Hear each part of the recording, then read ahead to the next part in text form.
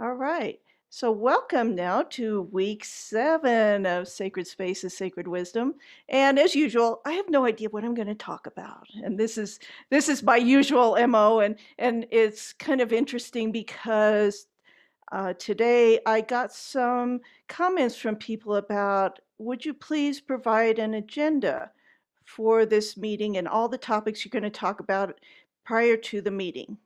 And it was like, that would be great if I could actually do that, and I actually had time, and I thank everybody for making it so I don't have time to do that because everybody's been excited about the work and coming on and learning more, and so I always wanna remind you that this meeting is free, and so I want it to be free flowing also, and I it's part of what I think I wanna teach people, and there's so many things out there now that are very produced and edited, and everything looks just perfect, and everything that wasn't supposed to be said is edited out, and I wanna be different, and I wanted to give the raw thing, like, this is real life, this is how we interact, and this is a bigger message that I'm trying to get across too, is that with our horses, we can't micromanage everything. Nothing ever looks perfect with our horses, very rarely, and we never know what to expect with our horses. So by doing these meetings, I'm hoping to show people that it's okay to be vulnerable. It's okay not to know the answer to everything and to just go on the fly and come up with something on the spur of the moment. And whatever drives you is being driven by your heart, and it's coming from a place that's beyond you. And when I sit here every time and I think before I get into the meeting, usually by this time of day I'm really tired and I'm thinking, "Oh, can I do this? Can I get up and talk?" And what I do is I get on here, and part of the reason I don't want it to be recorded and be just put out there for everybody to watch at their leisure is because I'm looking for the connection myself. I'm looking for how can we connect at every opportunity we have because so many of those opportunities have been taken from us with COVID going on, and now we're re-examining our lives, and there's so fewer opportunities for us to really interact with each other. And for me, just seeing people on here and seeing their faces as I talk and knowing all that, that's huge for me. And I hope it's the same for you, that you can go, wow, it's like she talks from her heart and she just gets up and speaks of some topic or things that have come up during the week. And we can see it happen in real time, and it doesn't have to be orchestrated down to the last minute detail. And part of this, I really thought about this week because there's been several people I've worked with, and the very first thing they say is, Susie, I'm such an A-type person. I don't know if I can slow my mind down. I don't know if I can be in the spur of the moment. I don't know if it makes me really uncomfortable to be here in a situation where maybe I don't know the answers and I can't get I want everything just so. And I'm like, well, our horses are trying to teach us that's not how we should be. We should be with the flow, and if we try to be too control with them, they'll knock us around, and make sure that we get back into reality and go, "You know what? Doesn't matter. We don't have to do that. We don't have to do anything." And that's the beauty of horses is they're happy to do a lot of stuff with us, and they're happy to do absolutely nothing. And I think that's so interesting, and I find that even when I'm talking to people now and interacting, it's like I'll be in a meeting or be doing something and everybody is talking and talking, and there's no pauses, there's no places where they sit and actually connect with that other person and listen to what that person has to say. Instead, they're there and they're like in their own mind and they're thinking, well, yeah, yeah, they're saying that, but I have something to say.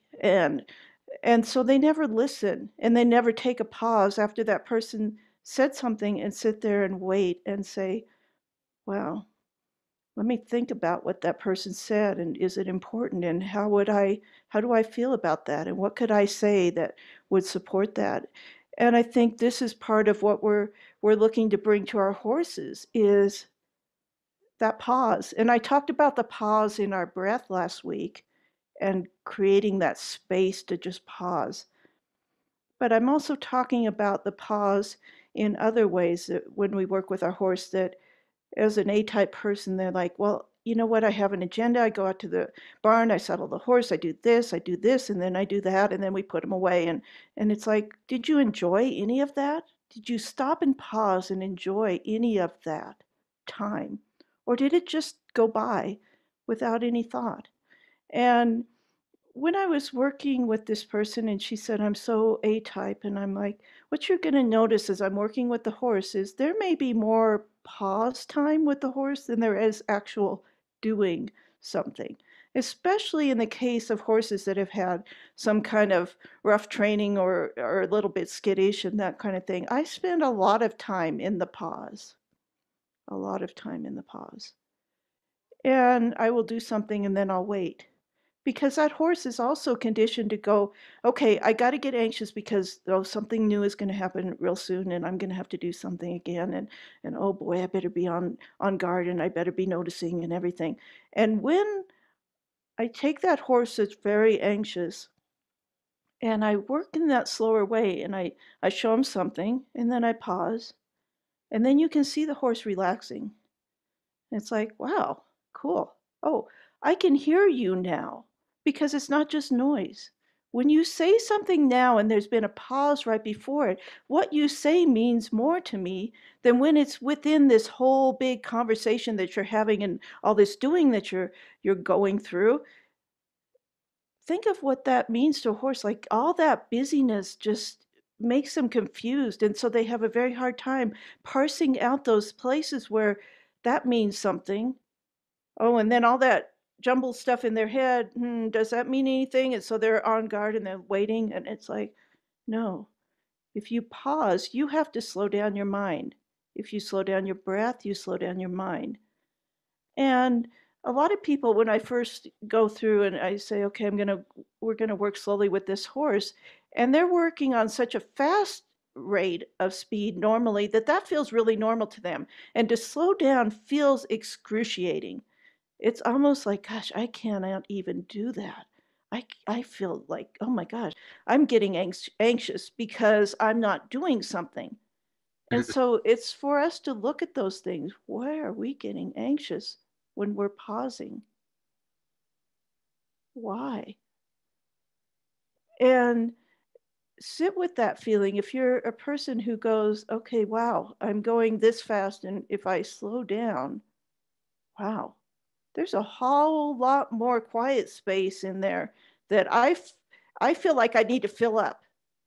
And that's what we as humans do is we fill up every quiet space with something, either physical or mental. And you can notice that horses don't do that. You can look at horses in a herd and just see them out there and they're doing nothing, swatting flies, doing nothing.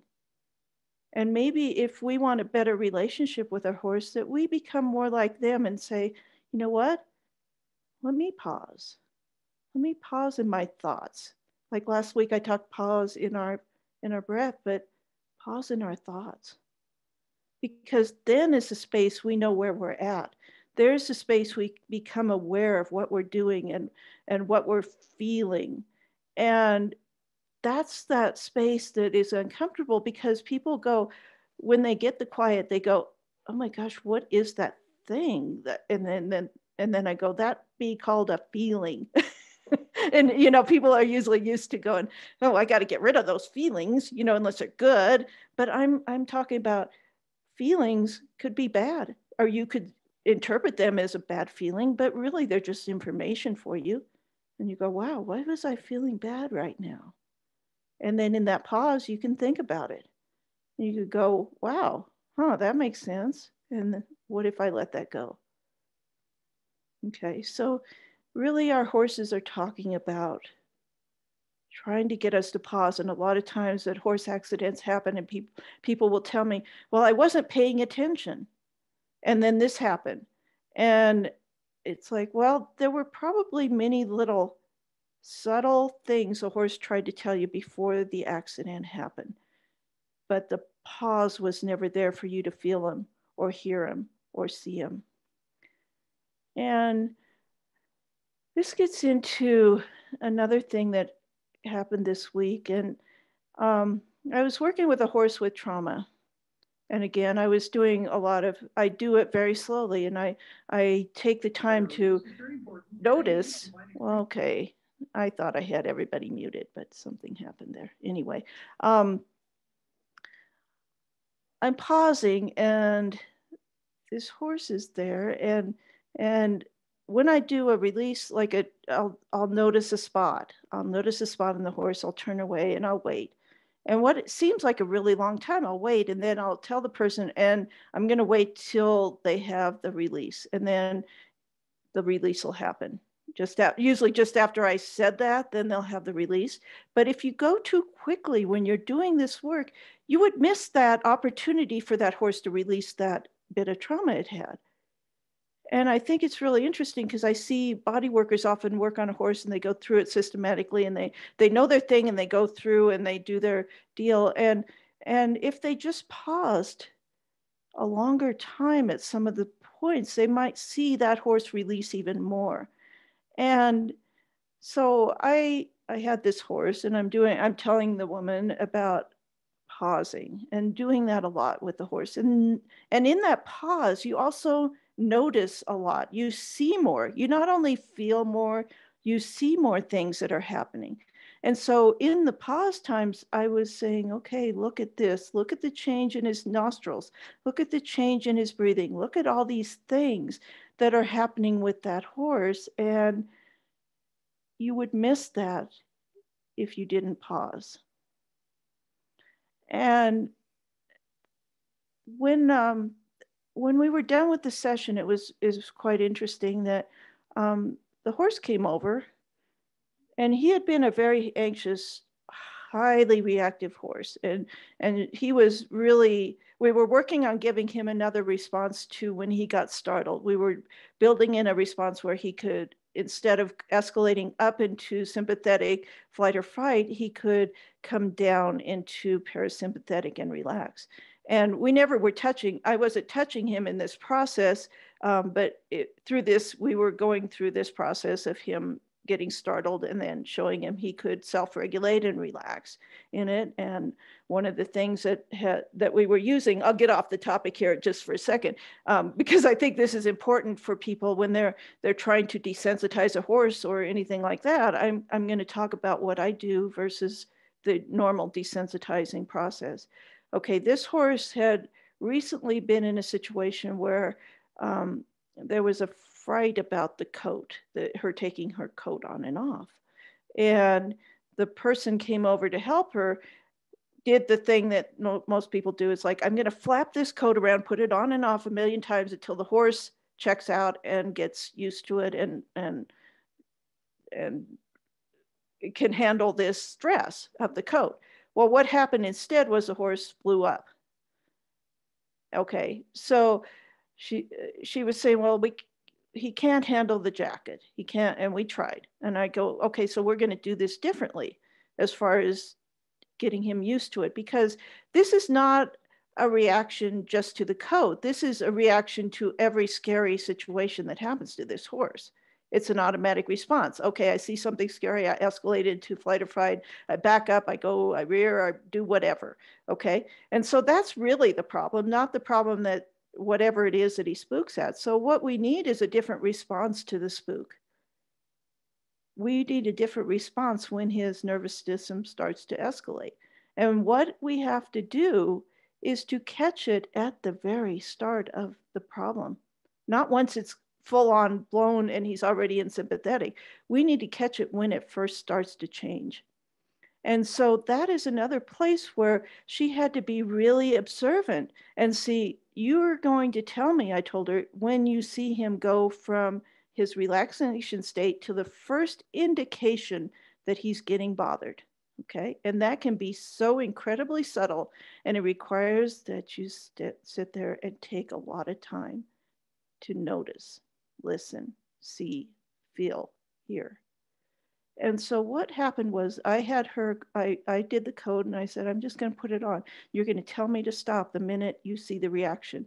And then we're going to give him a response and tell him to get a dopamine hit and he'll relax. Okay. And so we went through that process a few times. Okay. Instead of you escalating, I'm going to show you that I'm going to be the safe place standing right next to you. I'm going to hold that safe space for you. And in that space, you're going to realize there's nothing to be scared of. And I'm going to ask you maybe to put your head down. But I didn't ask him in a physical way. I just put my hand, in this case, most of the time people have to see me do it. Like put your hand on the horse, breathe, and you'll see them lower their head and get a little bit of dopamine hit. And you'll see the dopamine hit happen when they put their head down and they get this look like they just zone out for a minute. You'll see their eyes just get kind of like, all I can describe is just a little bit blank. And then that's when they first get the dopamine hit. And then as soon as it starts taking effect, they'll close their eyes to half mast place. So you can start looking for that change. So we were doing that with the coat. And anytime that he would get the startled response and even start to come up a little bit or get his eyes open or get tense in his body, we would take him back down and give him that dopamine hit. And what was interesting, you don't have to have his head go down a lot. It can go down a fraction. I mean, I just like it a little low, below the withers is fine. It doesn't have to go all the way to the ground. Just give him a little chance. And it was interesting because toward the end of the session, I could take my jacket on and off, and he would just lower his head a little bit and get in that spot. So he was beginning to learn self regulation, that I get scared, but here's these people next to me that don't go with me and get scared also because they don't know how to handle it, because we did it when it was before it got into a scary place where we couldn't deal with the behavior. We looked at it at the very start of that. And so we broke, it's almost like breaking state. Like if you have little kids that are like, they're crying or they're having a temper tantrum or something, and you go, oh, look over there, look, isn't that funny? And they go, huh, okay. And so they really just, you divert their attention. And it's kind of that same concept with the horse. It's like, we're going to break that cycle of you going immediately into sympathetic, but we have to do it by watching and looking for the nuances. And this is such a nuanced work, and it requires you to be so aware and focused on what's going on with the horse. Okay, so anyway, I'll get back to the main part of this too about observing. And at the end of the session, the horse was super relaxed, and neither one of us had really touched him. I touched him a little bit to show her how to do the bringing the horse down, but I touched him on the shoulder and just had him entrained to my breathing and my heart and my emotion and all that. And I was giving him this emotion of safety. And I only do that because I want them to, like, if nobody's done this work before, if you do it from a distance without touching the horse, they can't make that switch to like, wow, how could that happen without it? So that's really the only reason I put my hand there, is so that they can believe that something's actually occurring. And so we're done, and this horse is super relaxed. And the very last thing he does is he comes over to her, and he kind of very, very gently comes in and just wraps his head just around her, like in the front. Not a full-on body hug, but just came over and reached around and just stood there really quietly next to her. And it was kind of interesting because she said, oh, so when do we do the connection piece? And I'm like, oh, okay. So that's about, that is connection. And if you're not paying attention, if you don't know what that is, you don't know what to look for. I mean, I don't know that she'd ever had that, so she wouldn't know that's what that meant. Is that that horse was actually finally connecting to her in a really deep way because he was thankful for the help and the support and the comfort that she was giving him during that session. And he wanted to show her. And that was his way. And what happens is all of these, I call them the first contact with the horses, because a lot of times the people miss that first connection or that first attempt that the horse is trying to do to like shake hands or say hi. And they miss that sign that what the horse is trying to say. And I always most of the time for horses with me, when I get in that space and they come over, they will come over and they just touch me right on the temple, like very softly. And they'll just put their nose right there for a second, or they'll put it up here. But most of the time it's right here on me. And it's a very gentle gesture. And I call that the first contact. And if you don't know what that is, you will miss that. Like if you're going into an idea of like anytime the horse is in your space, you've got to get him out of your space because that's rude and then those are the people that say, why won't my horse connect to me? Well, it's because he tried to make first contact and he tried in more aggressive ways maybe, and you just kept hitting him or getting him out of your space. And so why would he try after that? There'd be no reason to try. If somebody keeps rejecting your first attempt to make contact or do connection and you correct it, there's no reason for them to go back and look for connection again. They'll just become like, well, that's not worth it. It's not worth it to get in trouble. And, people always say, well, Susie, you shouldn't tell people that it's okay for horses to get in your space. And I'm going to trust that everybody here, after they've read the book and they've listened to a few of these podcasts, that they are aware enough that they can tell the difference between a horse coming into their space in an aggressive manner versus one that's a soft manner. Because when we do this connection in this way with our breathing and we're giving them good energy and good emotions, it's generally a very respectful, soft contact. So pay attention to that as you're working with the horses, because I don't know a lot of people that, I'm sure there are, but that it's like we need to just keep going. Okay, let's just pay attention to that. Let's take a pause here. And if we hadn't paused, we would have missed that first contact. We would have missed that first attempt. And then what happens to horses, and this is going to get into the next thing that seems to be a really big topic on my Facebook group, is that why does the horse nip me? Why does the horse bite? Well, it's often from the frustration of trying to make contact and then getting whacked. And then it's like, I need contact, the horse is saying. And it's like you keep getting smacked and smacked. And then they just start getting into the habit of, you smack me, I bite you, or nip at you. And so that nipping, one of the reasons can be that insecurity and that need to have contact and not being able to get it in any way from the person.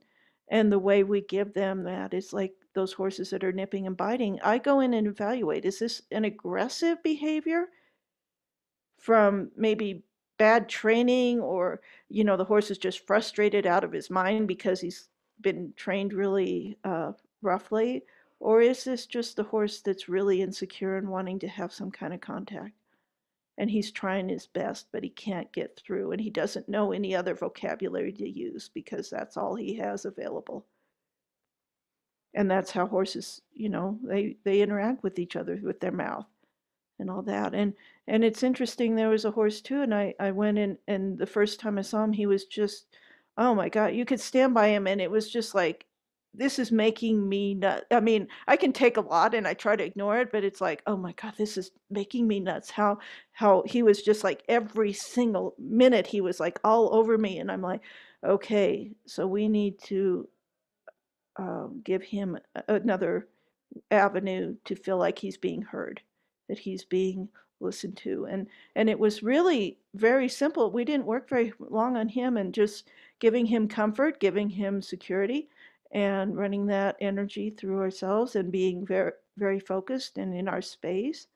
And the next time I went to see him, wait, I'm going to back up, because the first time I couldn't get him to actually stop biting, but I made some pictures of him, instead of biting, that it was okay if he licked me instead. And it was funny because at the end of that session, he'd come like starting to bite and then he would lick instead. It was really cute. And then the next time I went, a week later, he didn't either. He just stood there in the most wonderful way and just interacted. We were talking and he was just so polite. He was, and I was including him in my attention and in what I was doing.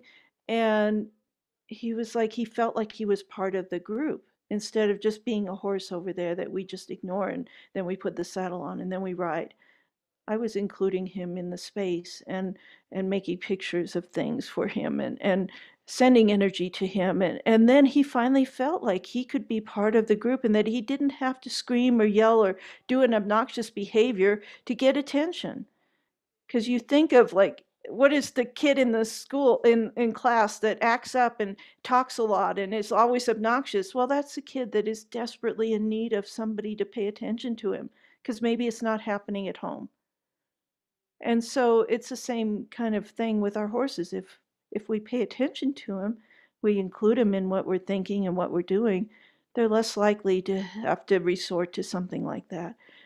And I don't want to say that's the only way you fix biting nipping. When people ask about it on my site and they go, "Well, my horse does this." It's like, "What do I do to fix it?" And it's like, I really don't know. Until I talk to you, until I have more information, until I know what's going on in that horse's entire environment and life, I wouldn't even be able to venture to guess what to tell you to do.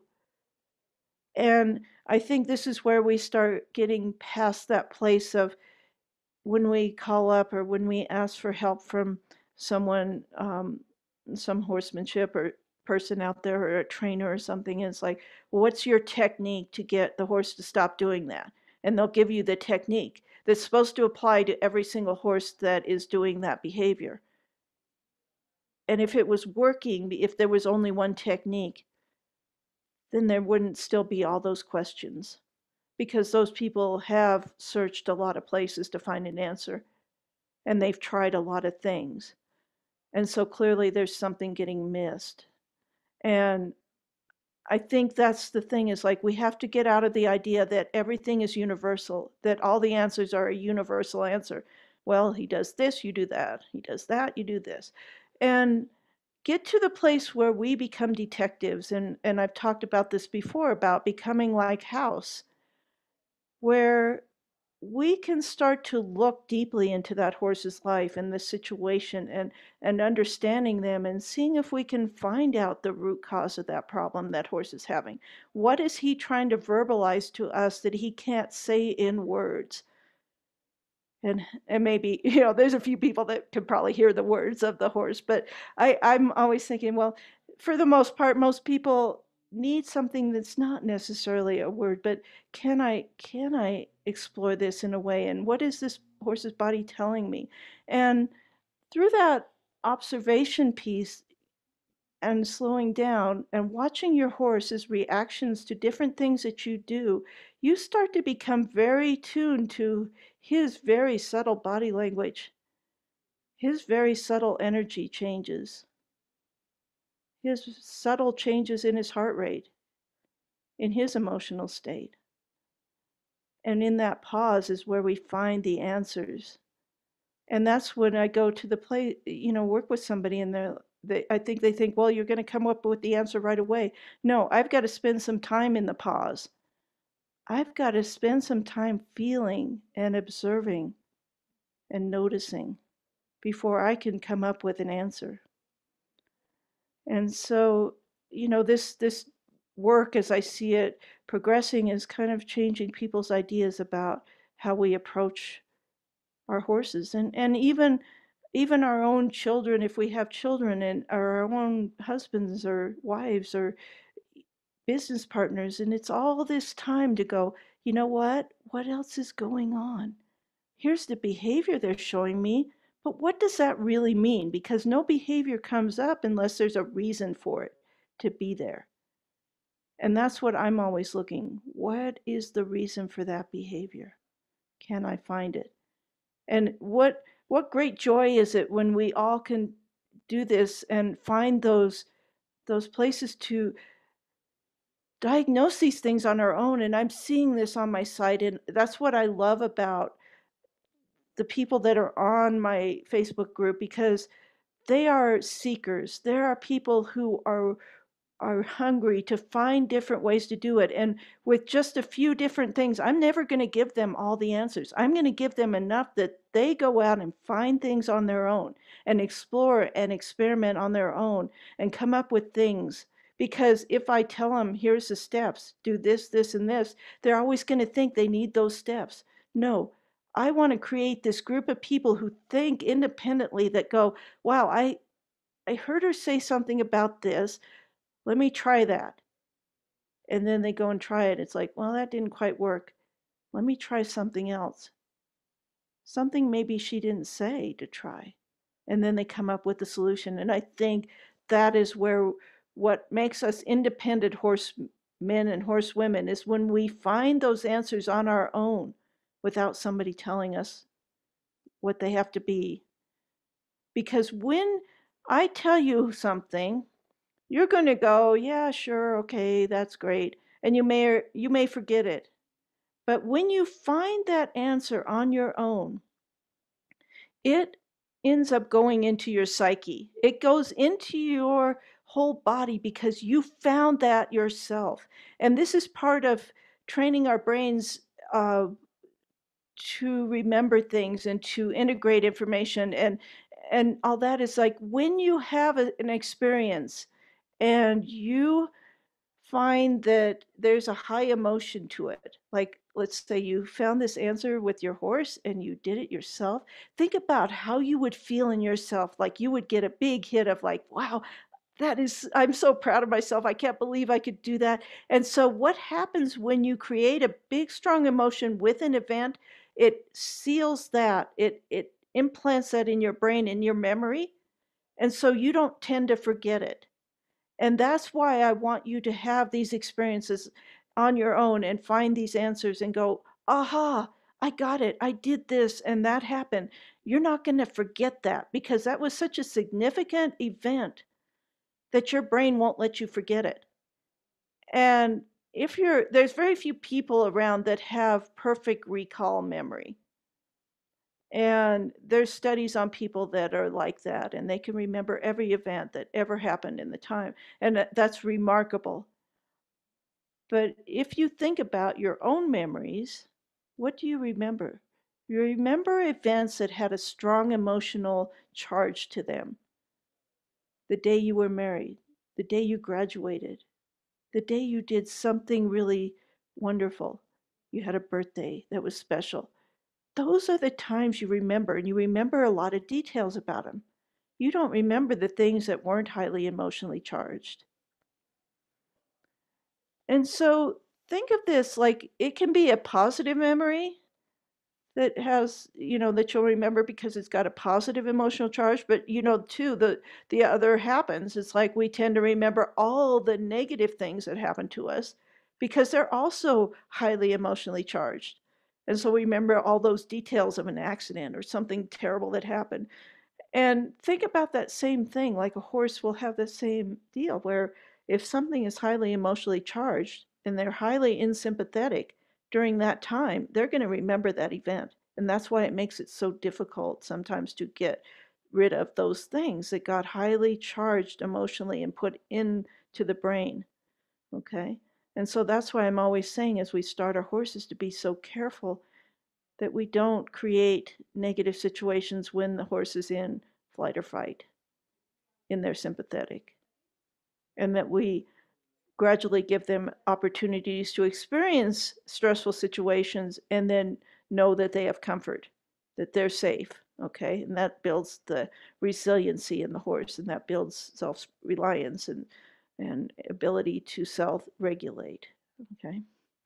So that was a much longer explanation than I was I was thinking for on the particular topic, but um, I just wanted to talk about that part where you're going to notice like a lot of what I do is very free flowing, and I don't have a lot of agendas, and I have structure in the fact that okay, here's a number of topics I'll talk about how long I'll talk about them, and then because I don't put structure on it, it gets to free flow. Okay. And so it's I want us to think about our training in that same way, that when we put so much structure on a training session, that it can only work within that structure. Like we could only accomplish what we might have thought we could. We can only do these number of things. And so if I go into my training with the horse with an open, free flowing idea of like, well, I'd like to stay in this state of feeling very relaxed and all that, and then we'll try to do this and we'll do that and we'll go try that, and what you'll see is if you can stay in that state of free flow, um, you're going to accomplish a whole lot more than if you tried to do it structured. Okay, because first of all, your horse is going to stay relaxed and so more um, willing to do what you want, and so that's a really fun thing, and it's not how we've been trained in school. It's not how we've been trained in our lives, is to allow free flow. And there's been a lot of study on the state of, they call it flow, or you might know it as the zone. There's a lot of different words for it, and the only way we get there is through relaxation. You can't be in the zone and be stressed. Those are two completely different things. But if you look at research, and you'll see athletes a lot talk about, well, I was in the zone and everything slowed down and it was so easy and I had time to think and I could do all these amazing things and I didn't even try. And when we slow down and spend more time in that pause again, and we teach our brain to be in the pause, that's when we start to build up this muscle and the ability to go into that zone or flow state when we want to. And I was talking to somebody the other day, and she goes, well, I have these times where there's really good times with my horse when I'm training, and then it falls apart, and then I don't know how to get it back, and all that. And I say, well, when you experience a flow state with your horse, what you do is take the time to go, how did I feel? You put in every single thing you can think of into a memory. What did it feel like? What did my body feel like? What was the atmosphere around? What happened? All those, and then you replay those as often as you can. And if you want to get to the flow state, if you practice that enough in your brain, going back and recreating that situation in as much detail as you possibly can, you're going to more likely be able to go back and get into the flow more often and experience those really wonderful states with your horse more often. Okay. All right. So let me see what else I wanted to talk about tonight. Oh, I'm just going to go over a couple things that came up during this week here because we've got about maybe 20 minutes or so. And one of them was an interesting comment on my site about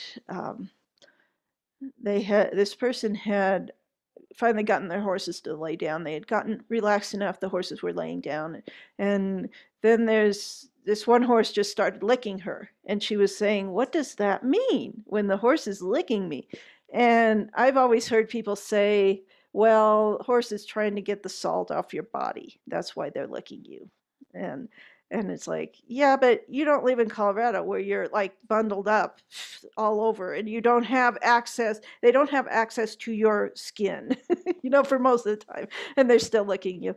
And what I've noticed, and this is just an observation, so don't take it as this is gospel truth or whatever, but I've observed it enough times to make this statement that what I believe is that when you start creating really good energy and you feel that, the horse wants to experience that energy and they'll come and lick. And sometimes they don't actually lick you, they'll lick like around you. And I've noticed that a lot. And I've noticed it with somebody that was she wasn't a horsewoman, but she was a body worker for people. And she was really gifted body worker. And I mean, just like her massages were this just wonderful thing. And so she had a lot of like really healing, good energy in her hands. Oh my gosh, we got out with my horses, they would not leave her hands alone. licking, licking, licking, licking. And so I've made again those observations over time of like, when do I see that behavior and what does it seem to be associated with?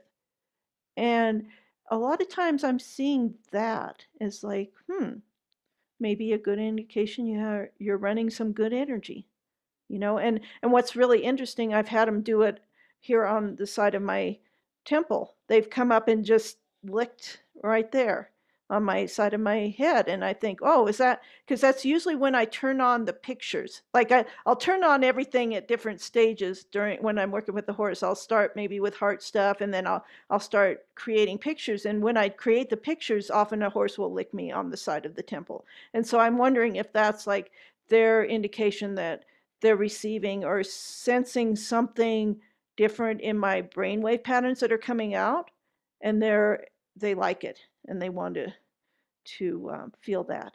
And so just kind of play with that. And I just want to give you that as a global thing to kind of just notice, because I remember a horse that used to lick me a lot, and one of the natural horsemanship, I hate to say that, a natural horsemanship trainer told me I wasn't allowed to let my horse lick me because it was so disrespectful.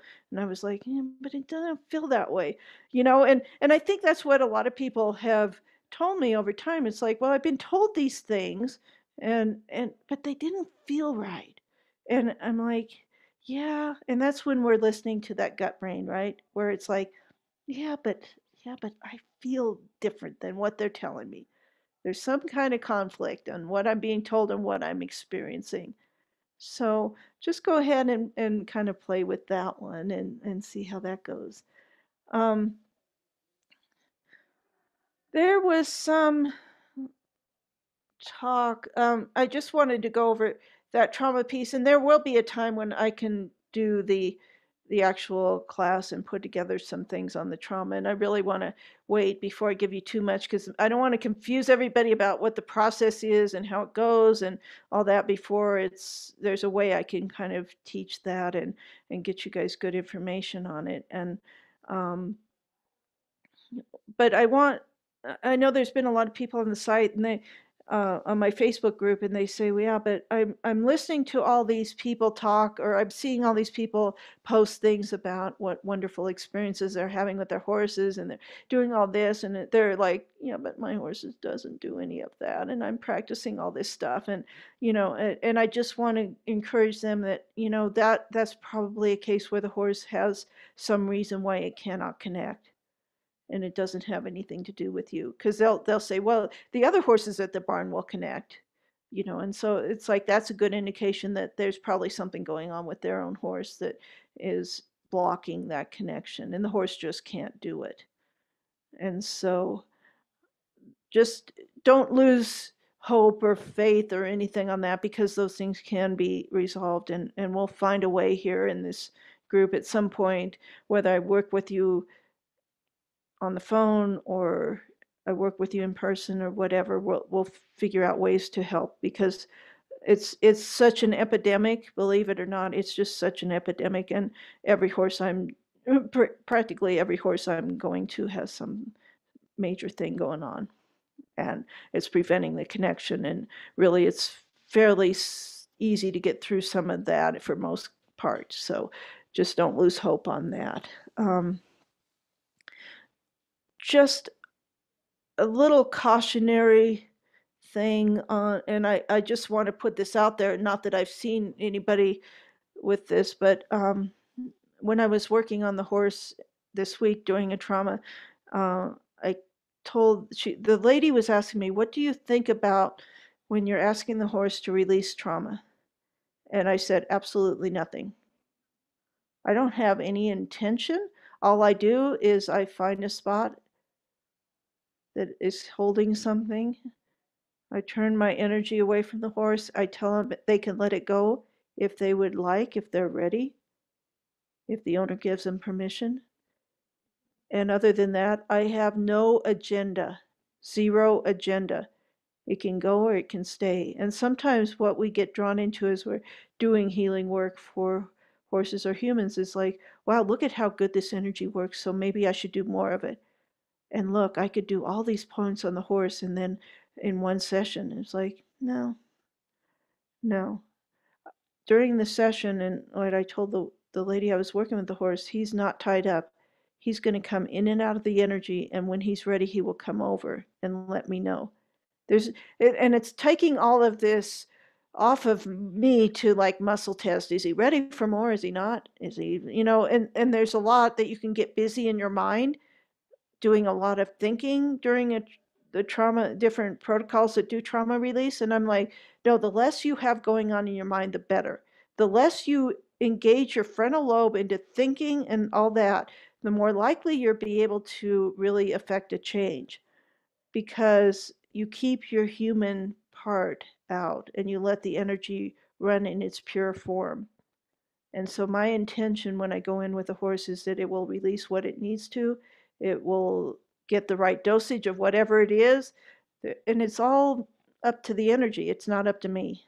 And so that's just a cautionary note, because if you try to do too much, sometimes you can blow out the nervous system of a horse. Like if you think, oh, well, I got that, and now I'll do this, and now I'll do that, and then I'll do this whole thing. Boy, I can get it all done. And the horse is releasing and doing all this stuff. Well, yeah, but be careful is all I'm going to say. Is like, let let the energy do its thing in its own time, and it will work after you're gone, if you have the intention that it's just going to do what it needs to do and fix what's it needs to fix. Because as a human being, I may see something and I think, well, that should be fixed, but maybe it's not. Maybe that horse needs that thing for a while to stay protected for some reason.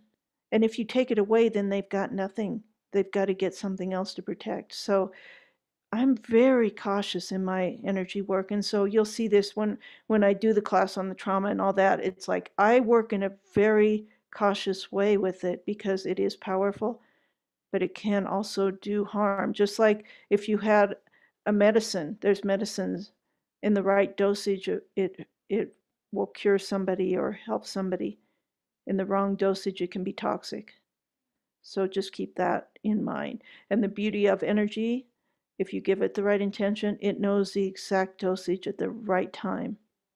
Okay, and so that's my cautionary note. I don't have very many rules, but that's kind of one that just pay attention to while you're doing this work. Um, Somebody asked me, it was for a list of all the different podcasts or videos or all those kind of things that I have watched that have influenced my life. And it's this is really funny because I go, well, they go, what channel do you watch? And I said, huh, I subscribe to the Internet of Intuition. And so I think they thought that was a real place. So I'm like, no, no, that's the place in your head where you just are quiet and then information comes to you. And I want to talk about this for a minute because it's a concept that not a lot of people have. I know people talk about things like the Akashic records or getting in universal knowledge or things like that. And this is maybe kind of the same, but not. Um, it gets into that thing about being able to be in the flow state again, being relaxed, being quiet, spending time in those places. Then all of a sudden your brain starts being able to, it's like an antenna. It's picking up information that's floating around out in the environment, in the air, so to speak. I don't know how this actually works, but it's almost like you'll be sitting there and all of a sudden in that quiet space, you get an idea and you go, man, where did that come from? And what's interesting is that someone across the world will get the same idea at the same time. Now, how does that happen?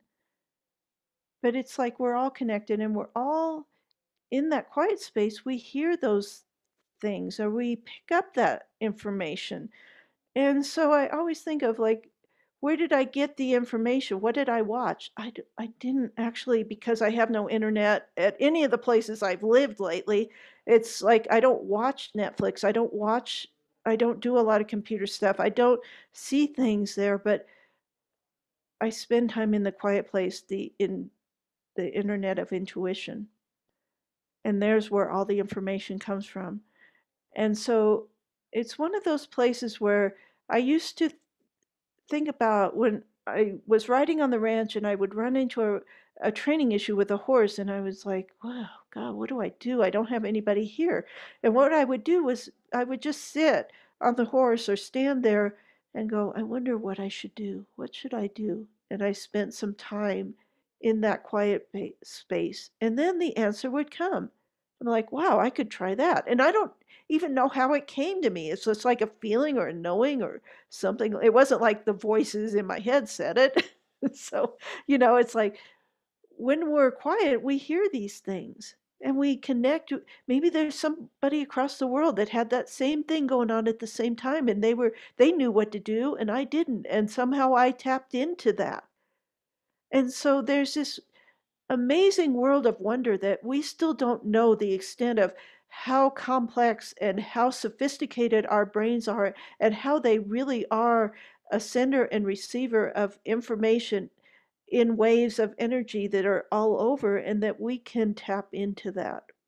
But it requires us to quiet ourselves and spend time in that quiet place. So, anyway, if anybody was confused when I said and they went and Googled the internet of intuition and didn't find anything, that's why, because it really is not a real not a real channel in our real physical world, but it is an ability that we all have. And I think of the greatest scientists in the whole world knew about this internet of intuition. Einstein, look at how he talks about how he came up with his different theories. It's that place. And if he was brave enough to talk about that as the greatest physicist that probably ever lived, and he could say, I didn't get all my information from this physical world, from my physical brain in this physical space, that I traveled other spots and found this. If he's brave enough to talk about it and he's one of the most intelligent people that ever lived, then I think we can go ahead and say, wow, maybe our intelligence is only limited by our ability to only think in the physical and not expand and think, wow, if I wanted the answer to something, maybe it's outside and I could just access that by being quiet.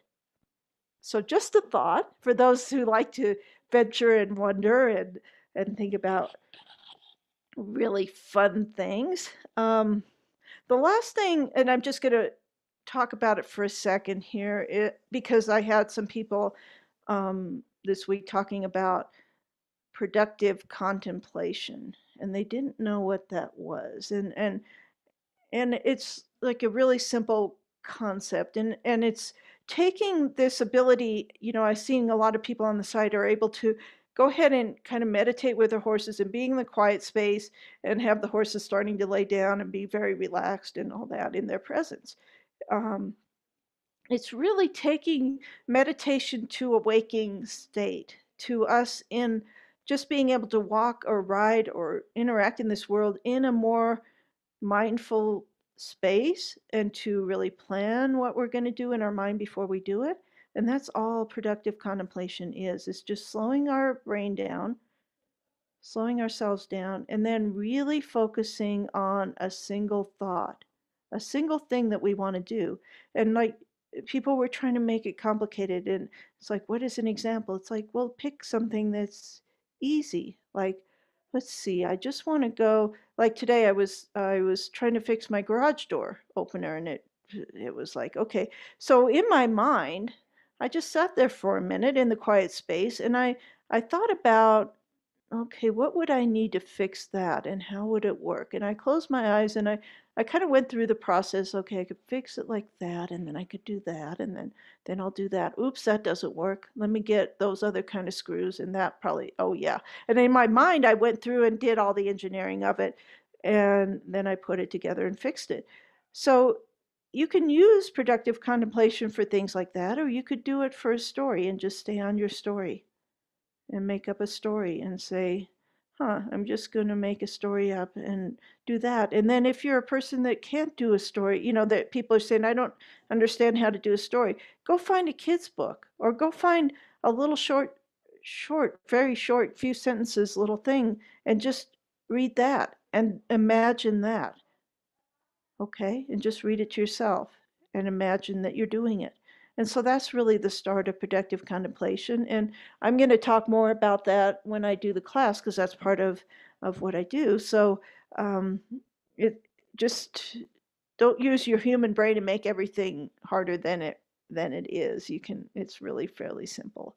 So anyway, that's we're right at almost 6:30 now, and I think I've kind of run out of stuff. I noticed I talked a lot this time, and um, we can go ahead and uh, either put questions on the Facebook group, Sacred Spaces, Sacred Wisdom, and just put a question in there, or you can send it to my Gmail at scienceandspiritofhorses@gmail.com and just spell that all out.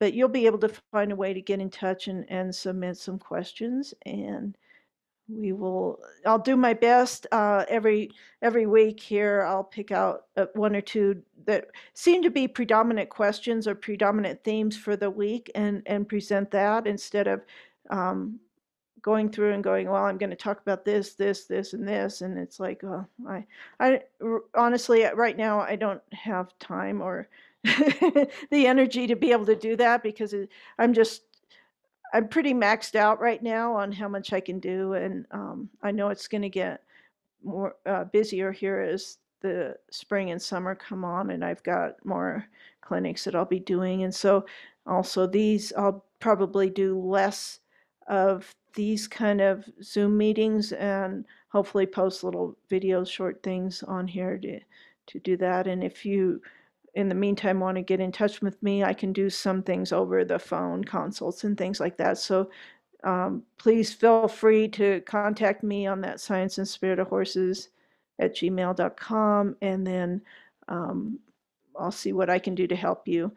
And we're all kind of in this thing of challenge for trying to do work in a different way. And for me, doing work remotely is a little more challenging, but I'm seeing people having good results after consults with me and being able to take just like one consult and being able to really kind of go through and fix a lot of things that they've been struggling with or didn't understand. And so don't think it's like, oh, now you're signed up for 52 sessions with me and here, it's going to be this huge expenditure of money. No, I'm hoping that I can give you a lot of information in a few sessions or even one if you have just a single problem, and so you can go from there, and then maybe a while later you go, oh, this came up, and you can add another session and we can talk about that. So anyway, I really appreciate everybody being here, and like I said, this is part of my time to interact with other people. So